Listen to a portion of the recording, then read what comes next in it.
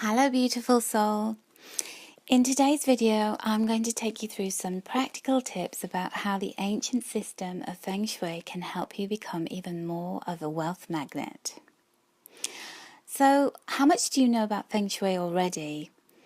Well, if you don't know much about it, I can tell you that Feng Shui originates from China and refers to energy in the sense of life force. So that life force that flows through our home, the space that we live. And you can imagine that wherever your home is located, that has a big impact on the energy that you have flowing through it. But there is also other things that you can do to stimulate the energy of wealth in your home. So I'm going to share a few of these with you that have worked for me. The first one is to have a strong front door. So it's important that the front door is unobstructed, and so an open flow of energy can come in, and thus the ability to have a generous flow of abundant wealth coming in through the front door. Now, do you actually use your front door, or do you have it blocked up? I know that certain people use their side door or the back door, and that they will actually place a piece of furniture in front of a front door.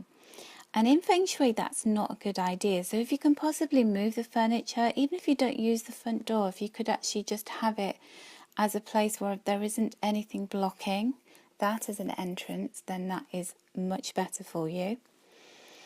In terms of outside of your front door, just make sure that there are no recycling bins, broken old pots with dead plants, weeds growing up on the pathway, and overgrown garden in the front that blocks the path, because the most auspicious Feng Shui flow of energy to the front door is a smooth pathway. So just keep that area clean, fresh and flowing wherever you can. The second area of wealth attraction and good qi in the home is through water. So if you have any leaky taps, any dripping shower heads, anything like that, that's water represents wealth flowing out of your home. And so get those fixed as soon as you can. Also within the toilet, so wherever you have toilets in your home, there's water sitting inside them. And then the water is, and all of the kind of waste matter is flushed down through the toilet. So it's important to always keep the lid down on the toilet, because having the lid open, the wealth and the abundant energy goes down the toilet. So keep that loo seat down, and also the bathroom or toilet door closed to prevent the wealth energy from flowing out that way. And that's a really good way of letting any gentleman who might occupy your home know why you want the toilet seat to be placed down. It's important to have clutter-free space. Now you can actually Google the wealth corner of your home. So have a look at Feng Shui and find out on Google how to find out where the wealth corner is in your home. And when you do this, you need a compass so that you can actually see the direction in your home where your wealth corner is. And it's really important that you don't have clutter in your home at all, but particularly in the wealth corner of your home. And I've been doing so much decluttering in my home in the year of 2017. And I found to my horror that one of the most important wealth corners in my home was an area where I was just dumping things. And what happens when an area is very cluttered is that the energy can't flow around it. It can't get over these boxes and through these big piles of stuff. And so therefore it blocks the flow of wealth. Really important to do that, to find out where your wealth corner is, and then to just generally look around your home and see where there is unnecessary clutter and deal with it. The Feng Shui practice loves to use crystals, and two crystals that are very good for attracting wealth are citrine and pyrite. So both of these are golden in colour. So pyrite used to be known as fool's gold because when the prospectors were looking for gold, when they were panning for gold, they would often come across pyrite. But it is a gemstone, and it has significance in Feng Shui as being very strong for wealth applications. Also the gem of citrine, which can be quite an expensive gemstone, but not in its rough form. So you can just buy a lump of citrine and place it wherever it is that you want to attract wealth. Now, I have a lovely piece of rough citrine that I use, and I have that around by my laptop and near my desk because my laptop is the place where I create wealth. I have an online business and do most of my work online, and most of communications with my customers are done online and through my laptop. So my pyrite crystal and my citrine crystal are never far away from my laptop.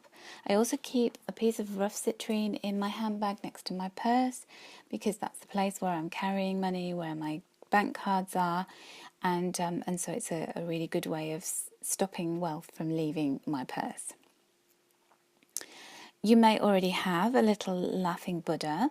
If you don't, it's a really good idea to get one because the laughing Buddha is a very strong Feng Shui symbol. And the story of this laughing Buddha comes from a gentleman who was a Buddhist monk who lived in 10th century China. And he was considered to be too eccentric for a monk because he was always so funny, light-hearted, joyful, and he laughed every day.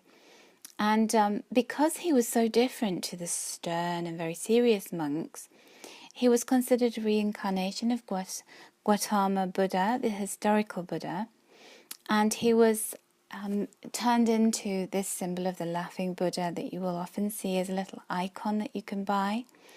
And I have one on my windowsill on my desk, and I just walk past him, give his tummy a little rub. They're often seen, these Buddhas, with a stack of treasure or gold ingots around them or surrounded by children. But it's all about abundance, and it's a symbol of good luck, auspicious energy, wealth and joyful blessings wherever it's placed. Another really great way of encouraging wealth via Feng Shui is to always make sure that your cupboards and your refrigerator are full of food. So an empty fridge or pantry indicates a lack of abundance. And so therefore, it's almost putting you in the status quo. It's saying, I am in lack, and it's almost kind of generating more lack.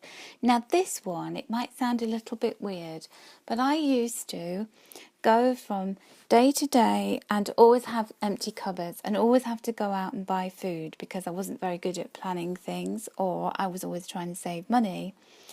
And this one I decided to embrace wholeheartedly, and it has really worked for me. The more that I actually filled my cupboards and my fridge with, the more that seemed to flow my way.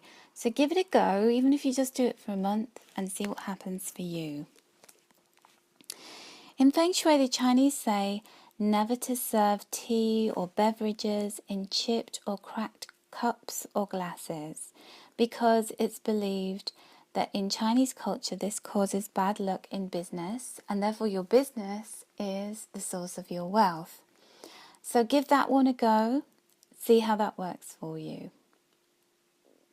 So I hope that you have enjoyed hearing about some of these different solutions to improving the qi and the flow of energy around your home, and encouraging better Feng Shui in your home, and therefore attracting the wealth that you deserve. Wishing you a very abundant day.